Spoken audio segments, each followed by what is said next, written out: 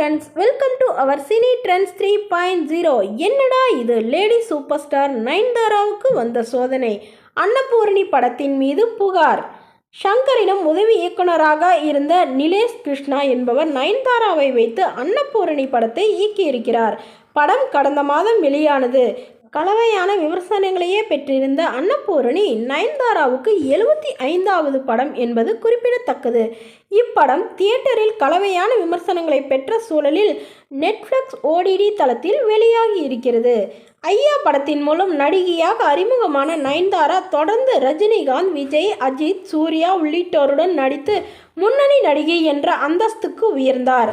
வல்லவன் படத்தில் நடித்தபோது சிம்புவுடன் ஏற்பட்ட காதல் பாதியிலேயே முடிந்தது. இதனை அடுத்து பிரபுதேவாவை காதலித்தார். பிரபுதேவாவுக்காக கிறிஸ்துவ மதத்திலிருந்து ஹிந்து மதத்திற்கு அவர் மாறியதாகவும் கூறப்பட்டது. ஆனால் யார் கண்பட்டதோ தெரியவில்லை. நயன்தாரா பிரபுதேவா காதலும் பாதியில் முடிவடைந்தது. பிரபுதேவாவுடனான காதல் முறிவுக்கு பிறகு அவர் சிறிது காலம் சினிமாவிலிருந்து ஒதுங்கினார். தொடர்ந்து இரண்டாவது இன்னிங்ஸில் ராஜா ராணி, ஆரம்பம் உள்ளிட்ட படங்களில் நடித்தார். முதல் போல் இல்லாமல் இந்த முறை ஹீரோயின்களுக்கு முக்கியத்துவம் உள்ள கதைகளாக எடுத்து நடித்த அவர் அறம் படத்தில் நடித்தார். அந்த படத்துக்கு பிறகு அவர் லேடி சூப்பர் ஸ்டார் என்ற பெயரில் அழைக்கப்படுகிறார். நானும் ரவுடிதான் படத்தில் நடித்தபோது அதன் இயக்குனர் விக்னேஷ் சிவனை காதலித்தார்.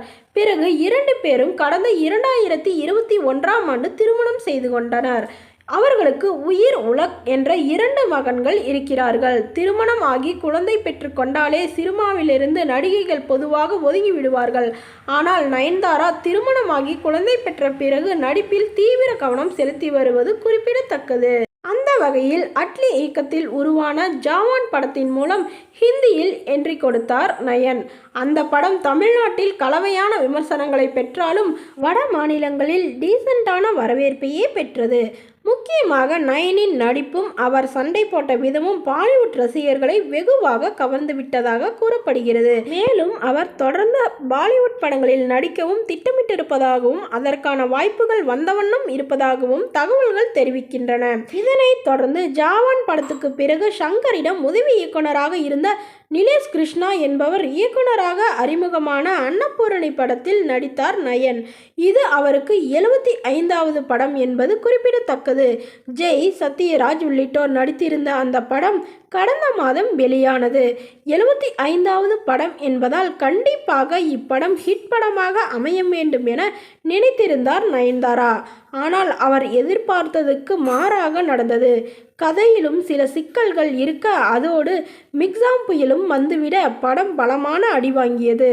இதனை அடுத்து நெட்ஃப்ளிக்ஸ் OTT தளத்தில் வெளியானது. இந்நிலையில் அன்னபூரணி படத்தின் மீது வழக்கு தொடரப்பட்டுள்ளது. அதாவது அந்த படத்தில் குறிப்பிட்ட சமுதாயத்தைச் சேர்ந்த பெண்ணாக நடித்திருக்கும் நயன்தாரா அசைவம் சமைப்பது போன்று இருக்கும். மேலும் கிளைமேக்ஸில் பிரியாணி நன்றாக செய்ய வேண்டும் என்றால் தொழுகை செய்ய வேண்டும் போன்ற காட்சி இடம்பெற்றிருப்பதற்கு எதிர்ப்பு தெரிவித்து மும்பை காவல் நிலையத்தில் படத்தின் மீது புகார் தெரிவிக்கப்பட்டிருக்கிறது. மேலும் 75வது படமான அன்னபூரணி படத்தை பற்றியும் நயன்தாராவை பற்றியும் உங்களுடைய கருத்துக்களை கீழே உள்ள கமெண்ட் பாக்ஸில் கமெண்ட் பண்ணுங்க, லைக் பண்ணுங்க, ஷேர் பண்ணுங்க. மேலும் இது போன்ற சுவாரஸ்யமான தகவல்களை உடனுக்குடனே நீங்க தெரிஞ்சுக்கணும் நம்மளோட சேனல் சப்ஸ்கிரைப் பண்ணி அருகில் உள்ள பெல் ஐகானை கிளிக் பண்ணி ஆல்ல செட் பண்ணிக்கோங்க. Thank you friends.